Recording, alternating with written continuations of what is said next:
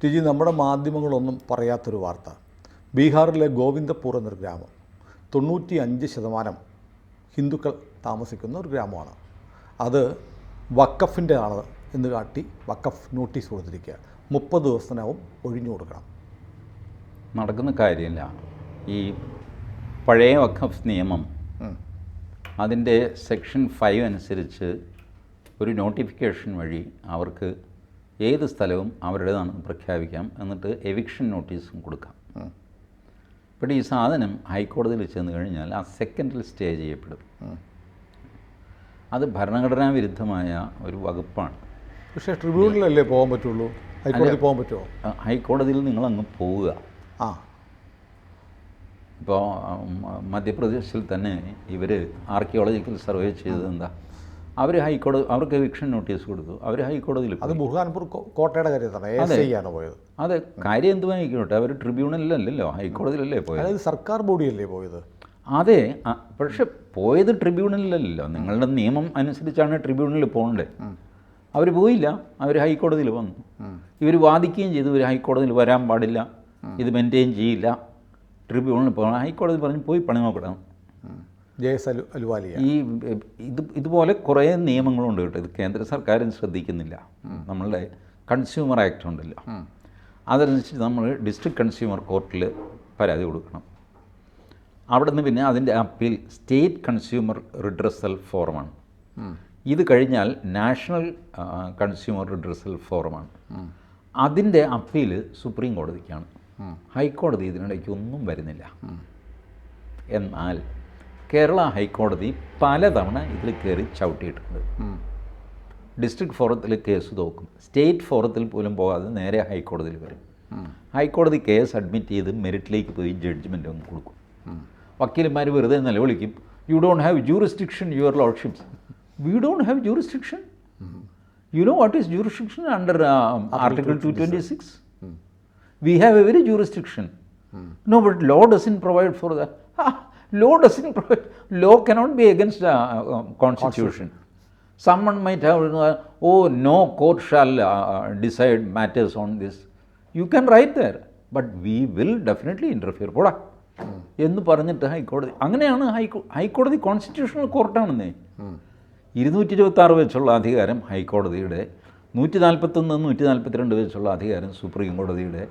അതിനെതിരെ ഒരു സാധനവും നിലനിൽക്കില്ല. അവർ ചുമ്മാ അങ്ങോട്ട് കയറി ജഡ്ജ്മെൻ്റ് എഴുതി കൊടുക്കും, ഫിനിഷ്. ഈ ബീഹാറിലെ ഇതൊക്കെ വെറുതെ ഹൈക്കോടതിയുടെ തിണ്ണയിൽ മൂക്കുകുത്തി വീഴും eviction notice. Nothing is going to happen.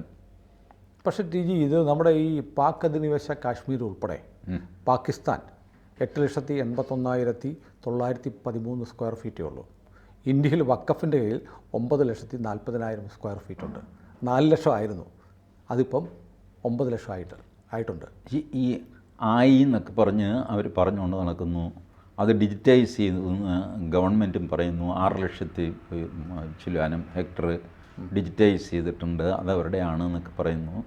But നിങ്ങളുടെ ആണെന്ന് പറഞ്ഞ് നിങ്ങൾ ക്ലെയിം ചെയ്യുകയും മറ്റുള്ളവരെ ഇറക്കി വിടാൻ പോവുകയും ചെയ്യുമ്പോഴാണ് ഹൈക്കോടതി ഇടപെടുന്നത്. ഇപ്പോൾ എനിക്ക് എറണാകുളം റെയിൽവേ സ്റ്റേഷനിൽ ഇരിക്കുന്ന സ്ഥലം മൊത്തം എൻ്റേതാണെന്ന് പറഞ്ഞുകൊണ്ട് നടക്കാം, ഒരു കുഴപ്പമില്ല. ഞാൻ പറഞ്ഞുകൊണ്ട് നടക്കും. എനിക്ക് എഴുതിയും വയ്ക്കാം, മുദ്രപത്രത്തിൽ എഴുതാം, എന്തും ചെയ്യാം എനിക്ക്. ബട്ട് റെയിൽവേ സ്റ്റേഷനിൽ പോയിട്ട് ഒരു തൂമ്പാ തെളിയിച്ചു കഴിഞ്ഞാൽ വിവരം അറിയാം. പക്ഷേ വേറെ കാര്യമുണ്ട്. മധ്യപ്രദേശ് ഹൈക്കോടതിയുടെ മറ്റേ കേസിൽ, ജബൽപൂർ കോട്ടയുടെ കേസിൽ ജസ്റ്റിസ് അലുവാലിയ ചോദിച്ചൊരു ചോദ്യമുണ്ട്. ഇങ്ങനെയാണെങ്കിൽ മുഗളന്മാർ ഭരിച്ചതല്ലേ, നിങ്ങളെന്നാൽ ഇന്ത്യ മുഴുവൻ വഖഫിൻ്റെ ആണെന്ന് പറയൂ. അല്ല, പറയാമല്ലോ. അദ്ദേഹം പറഞ്ഞു, നിങ്ങളിങ്ങനെ ഈ പീസ് മീലായിട്ട് ഈ സ്ഥലങ്ങളെ ഏറ്റെടുക്കേണ്ട, മൊത്തം ഭാരതത്തിന് ഒരൊറ്റ നോട്ടിഫിക്കേഷൻ ഇറക്കിടും, കംപ്ലീറ്റ് ഭാരതം വഖഫിൻ്റെ ആണെന്ന് പറ. വക്കീൽ അതിൻ്റെ വീഡിയോ ഇപ്പം ഓപ്പൺ കോർട്ടാണില്ല, യൂട്യൂബിൽ ആ വീഡിയോ ലഭ്യമാണ്. അലുവാലിയ എന്ന് സർദാർജി സിംഗിൾ ബെഞ്ചാണത്. അദ്ദേഹം മറ്റേ ആളെ പരിഹസിച്ചുകൊണ്ട് പറയുന്നു, അല്പം ദേഷ്യത്തിലുമാണ്. പറ വക്കീല്, നിങ്ങൾ ഒറ്റ നോട്ടിഫിക്കേഷൻ ഇറക്കുന്നേ, പൂരാ ഭാരത് ആപ്കാ ഹോ ജായേഗാ, ആപ് ക്യോं ഫിക്ർ കർ രഹേ ഹോ. അപ്പം ഒരു നോട്ടിഫിക്കേഷൻ ഡിം കഴിഞ്ഞു പരിപാടി. കംപ്ലീറ്റ് ഭാരതം വഖഫായിട്ട് മാറി. അപ്പോൾ അത് വെറുതെ ഇങ്ങനെ സ്വപ്നം കണ്ട് നടക്കാം എന്നുള്ളതല്ല. അത് വഖഫ് ആക്റ്റിലൊക്കെ എഴുതിയിട്ടൊക്കെ ഉണ്ട്, കാര്യമൊക്കെ ശരിയാണ്, പക്ഷെ നടപ്പിലാവില്ല. പക്ഷേ 1995 ഇങ്ങനൊരു നിയമം അൺലിമിറ്റഡ് പവേഴ്സ് കൊടുത്തുകൊണ്ട് വരുന്നത്. ശരി ചെയ്തു, അത് കൊടുത്തത് മാത്രമല്ല 2013 ഇലക്ഷന് തൊട്ട് മുമ്പ് 121 പ്രോപ്പർട്ടീസ് ഇവർ ചെയ്തു. അത് ഡൽഹിയിൽ കൊടുത്തു. BJP കൂടെ സമ്മതിച്ചിട്ടാണ് ആ ഭേദഗതി പാസ്സാക്കിയത്. വലിയ സന്തോഷമായിരുന്നു BJP ക്ക്. എല്ലാ മുസ്ലിം വോട്ട് ഇപ്പം എല്ലാം കൂടെ ഇങ്ങോട്ട് കിട്ടുമെന്ന് പറഞ്ഞുകൊണ്ട്. പിന്നെ ഈ സൂക്കേട് തുടങ്ങിക്കഴിഞ്ഞപ്പോഴാണ് ആൾക്കാർക്ക് ഇതിൻ്റെ ഗൗരവം മനസ്സിലാകുന്നത്. ആക്ട് എഴുതുമ്പോഴും യുണാനിമസ് ആയിട്ട് പാസ്സാക്കുമ്പോൾ ചർച്ചയില്ല, ഒന്നുമില്ല, എല്ലാവരും മുസ്ലിം വോട്ടിൻ്റെ പിന്നാലെ ഉറന്ന് പറഞ്ഞ് പാസ്സാക്കി. അത് കഴിഞ്ഞപ്പോഴാണ് ഇത് ഇത്ര വലിയ അപകടം പിടിച്ചതാണെന്ന് മനസ്സിലാകുന്നത്. നമ്മുടെ ഇപ്പോൾ അതുകൊണ്ട് മോഡിഫൈ ചെയ്യാനായിട്ട് ഈ എറണാകുളം മുനമ്പത്തെ ഇഷ്യൂ ഉണ്ട്. ഒരു പള്ളി അവരുടെയാണെന്ന് പറയുന്നു, അവിടുത്തെ 400 വീടുകൾ വഖഫിൻ്റെ ആണെന്ന് പറയുന്നു. അല്ല, ഇതൊരു തലവേദനയല്ലേ? അതെ, തലവേദന. ഇപ്പോൾ എന്ത് ചെയ്യാൻ പറ്റും?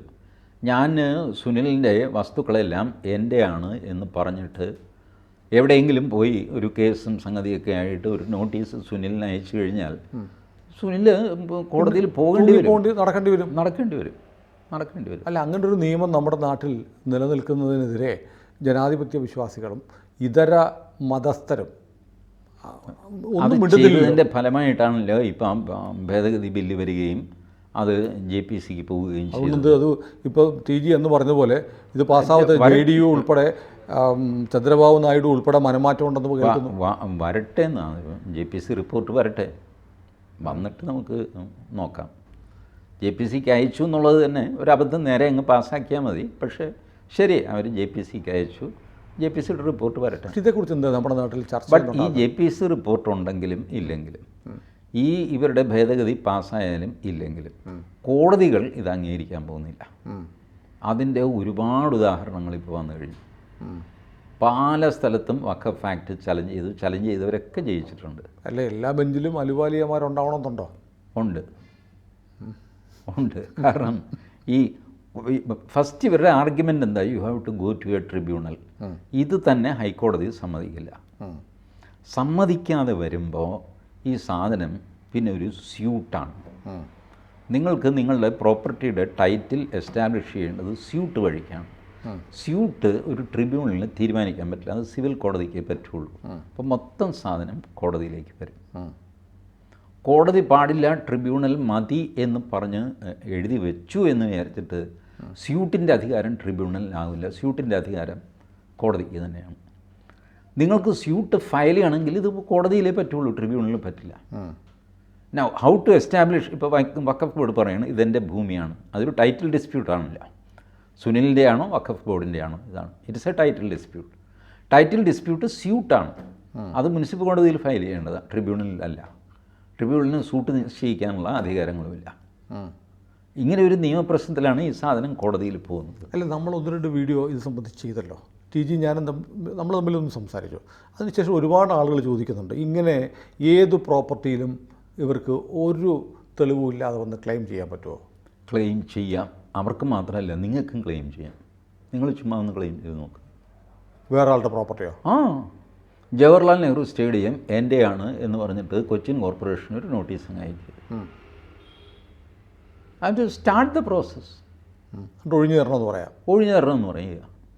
നീ എന്താ ചെയ്യാൻ പാടില്ലാത്ത ഇന്ന സ്ഥലം എൻ്റെ ആണെന്ന് പറഞ്ഞുകൊണ്ട് നടക്കുക. അതുപോലെ വഖഫ് ബോർഡ് നടക്കുന്നു. പക്ഷേ വഖഫ് ബോർഡിന് വേണം എവിക്റ്റ് ചെയ്യാൻ പറ്റില്ലേ? ഇല്ല, എവിക്റ്റ് ചെയ്യാനുള്ള മെക്കാനിസം അവരുടെ കയ്യിലില്ല. എവിക്ഷൻ നോട്ടീസ് അയക്കും, എവിക്റ്റ് ചെയ്യേണ്ടത് പോലീസാണ്. സ്റ്റാറ്റ്യൂട്ടറിയാണ്, ഇങ്ങനെ നിയമമുണ്ട് എന്ന് പറഞ്ഞ് പോലീസിൻ്റെ സഹായം തേടിയാൽ സാധ്യമില്ല. അതിനു മുമ്പ് നിങ്ങൾക്ക് ഹൈക്കോടതി നിങ്ങൾക്ക് സ്റ്റേ ഓർഡർ തരും. ഞാൻ പോകണ്ടേ TG? പോകണം. അതാണ് ഞാൻ പറഞ്ഞത്. നിങ്ങൾ കോർപ്പറേഷൻ്റെ എവിക്ഷൻ നോട്ടീസ് കൊടുക്കണം, ജവഹർലാൽ നെഹ്റു സ്റ്റേഡിയത്തിൽ നിന്ന് ഇറങ്ങിപ്പോടാൻ എല്ലാവരും എന്ന് പറഞ്ഞ് നോട്ടീസ് കൊടുത്തു കഴിഞ്ഞാൽ നിയമപരമായ റെമഡി എന്താ കോർപ്പറേഷൻ മൈൻഡ് ചെയ്യത്തില്ല, അടുത്ത് ചവിട്ടുകളയും. അതുപോലെ നിങ്ങൾ ചെയ്താൽ മതി, മൈൻഡ് ചെയ്യാതെ ചവിറ്റുകൊട്ടയിലിട്ടാൽ മതി. വഖഫിൻ്റെ എവിക്ഷൻ നോട്ടീസ് ഉണ്ടല്ലോ, മൈൻഡ് ചെയ്യാതെ ചവിറ്റുകൊട്ടയിലിട്ടാൽ മതി. That is one solution. അങ്ങനെ വരുമ്പോൾ എനിക്ക് നാളെ ഈ പ്രോപ്പർട്ടി പണയം വെക്കാൻ പറ്റുമോ, വിൽക്കാൻ പറ്റുമോ? പറ്റുമല്ലോ. വഖഫിൻ്റെ നോട്ടീസ് കിടക്കില്ലേ, അവരുടെ ക്ലെയിം കിടക്കുമല്ലേ? വഖഫിൻ്റെ ക്ലെയിമല്ലേ കിടക്കുന്നുള്ളൂ. നിങ്ങളുടെ പ്രോപ്പർട്ടി വിൽക്കുന്നതിന് തടസ്സമൊന്നും ആരെങ്കിലും മേടിക്കുമോ? വഖഫുകാർ നാളെ കൊണ്ടുപോകും. വഖഫുകാർ നാളെ കൊണ്ടുപോകുമെന്ന് വഖഫുകാർ പറയുന്നതല്ലേ. ഇങ്ങനെയാണെങ്കിൽ ഈ വക്കഫുകാരെ എന്താ കൊണ്ടുപോയിട്ടുള്ള ഒരു ഇൻസ്റ്റൻസ് പറഞ്ഞ്? പിന്നെ എങ്ങനെ ഇവർക്ക് പണ്ട് 4 ലക്ഷം ഉണ്ടായിരുന്ന ഇന്ത്യയിലെ ലാൻഡ് 9 ലക്ഷം ആയത്? അത് അവരുടെ ലാൻഡ് തന്നെയായിരുന്നു എന്നവർ പറയുന്നു. ഈ 4 ലക്ഷം 9 ലക്ഷമൊക്കെ ഈ പത്രത്തിൽ വരുന്ന കണക്കുകളല്ലേ, കൃത്യം കണക്കുകൾ ആരും പുറത്തു വിട്ടിട്ടില്ല. ബട്ട് വഖഫുകാർ പറയുന്നു ഞങ്ങളുടെ കയ്യിൽ 4 ലക്ഷമായിരുന്നു, ഇപ്പോൾ 6 ലക്ഷമായി എന്ന് അവർ പറയുന്നു. 9 ലക്ഷമായി. ഈ കണക്ക് ബാക്കിയുള്ളവരാരും പറയാറില്ല. എനിക്ക് ഇത്ര പ്രോപ്പർട്ടി ഉണ്ടായിരുന്നു, ഇത്ര ഉണ്ടായിരുന്നു, ഇപ്പോൾ ഇത്ര കൂടി എന്ന് ആരും പറയാറില്ല. വഖഫ് ഇത് പറഞ്ഞുകൊണ്ട് നടക്കുന്നു. അല്ലാതെ എന്താണെന്ന് ഇതിനൊക്കെ അടിസ്ഥാനം? ഇത് മൈൻഡ് ചെയ്യേണ്ട ഒരാശങ്കയ്ക്കും വകയില്ല എന്നാണോ? ആശങ്കയ്ക്ക് വകയുണ്ട്. കാരണം ഈ പൊതു പ്രോപ്പർട്ടി, പ്രൈം പ്രോപ്പർട്ടിയൊക്കെ ഇവർ അങ്ങേയറ്റം വരെ ഫൈറ്റ് ചെയ്യും. ഇപ്പോൾ എൻ്റെയോ സുനിലിൻ്റെയോ വീടിരിക്കുന്ന സ്ഥലം വഖഫ് വന്ന് ഏറ്റെടുക്കാനോ ഗുസ്തി പിടിക്കാനോ ഒന്നും പോകുന്നില്ല. ബട്ട് അവർക്ക് ഈ prime property, Jawaharlal Nehru stadium Kaloor, അത് വഖഫ് പ്രോപ്പർട്ടിയാണ്. അവർക്കൊരു നോട്ടമുണ്ട്. കാരണം ഏക്കർ കണക്കിന് സ്ഥലമുണ്ട്, ഗ്രൗണ്ട്, ഇത്ര വലിയ സംവിധാനമുണ്ട്, ഇത് നമുക്കെടുക്കാം എന്നവർ തീരുമാനിക്കും. അവരെ സഹായിക്കാൻ കോർപ്പറേഷനുള്ളിലെ ആളും ഉണ്ടാകും.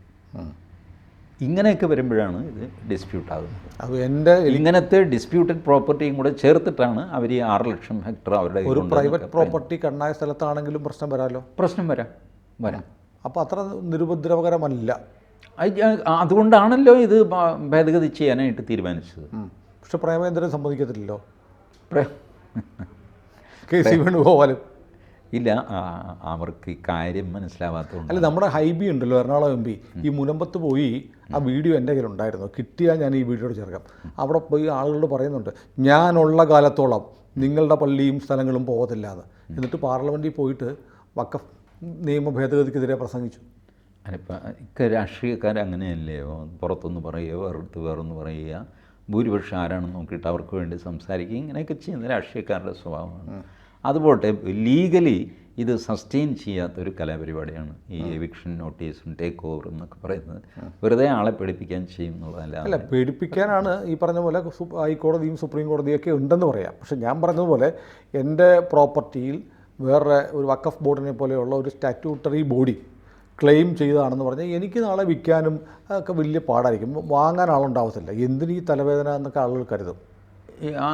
ഈ അങ്ങനെ ഒരു ഇതുണ്ട്. അതുകൊണ്ടാണ് അത് ഭേദഗതി ചെയ്യാൻ സർക്കാർ തീരുമാനിച്ചത്. ഇങ്ങനെ ഒരു തലവേദന കിടപ്പുണ്ട്, ഇതൊരു ത്രെറ്റായിട്ട് കിടപ്പുണ്ട്. രാഹുൽ ഗാന്ധി സമ്മതിക്കുന്നില്ല. രാഹുൽ ഗാന്ധിയുടെ സമ്മതം വേണ്ട. ഈ JPC റിപ്പോർട്ട് വരട്ടെ, എന്നിട്ട് നമുക്ക് നോക്കാം. JPCക്ക് 1 മാസത്തെ സമയം കൊടുത്തിട്ടുണ്ടല്ലോ. ആ സമയം 1 മാസം കൂടെ നീട്ടിക്കൊടുക്കുകയാണെങ്കിൽ നമുക്ക് മനസ്സിലാക്കാൻ പറ്റും. അതിൽ കൂടുതൽ നീട്ടിക്കൊടുക്കുകയാണെങ്കിൽ അത് നീട്ടിക്കൊണ്ടു പോകലായിട്ട് വ്യാഖ്യാനിക്കപ്പെടും. അത് സർക്കാരിന് മുതലാവുന്ന ഒരു സിറ്റുവേഷനല്ല. സർക്കാർ അല്ലെങ്കിൽ തന്നെ വളരെ ഡിഫെൻസീവിലാണ് ഈ വഖഫ് ആക്ട്. കാരണം മറ്റേ 2013 ഇതിനെ പിന്തുണച്ചതിൻ്റെ ഒരു കുറ്റം അവരുടെ തലയിൽ. പക്ഷേ ഇതിങ്ങനെ അപകടം ഉണ്ടെന്ന് ഇപ്പോഴും ആളുകൾക്ക് അറിയില്ല. ആൾ അറിഞ്ഞു വരുന്നതേ ഉള്ളൂ. ബട്ട് ഈ മെയിൻലി അപകടം വരുന്നത് ഒരു പ്രൈവറ്റ് പാർട്ടിക്ക് അയാളുടെ 20 സെൻറ്റ് 10 സെൻറ്റ് ഇതിനല്ല അപകടം വരുന്നത്. ഇതുപോലെ ഒരു ഫുൾ വില്ലേജ്, തമിഴ്നാട്ടിലെ ആ തിരുച്ചെന്തുറൈ വില്ലേജ് കംപ്ലീറ്റ് ഇസ്ലാം ഉണ്ടാകുന്നതിന് മുമ്പുള്ള അമ്പലം കൂടെ ചേർത്തിട്ട് അവരുടെയാണെന്നൊക്കെ പറഞ്ഞ് അങ്ങനെയാണ് ഈ സാധനം വരുന്നത്. അപ്പോൾ അങ്ങനെ ഒരു സിറ്റുവേഷൻ ഭാരതത്തിൽ പൊതുവെ വന്നിട്ടില്ല, 1-2 സംഭവങ്ങൾ ഒഴിച്ച്. അതുകൊണ്ട് ആളുകൾ വലിയ അവെയറുമല്ല.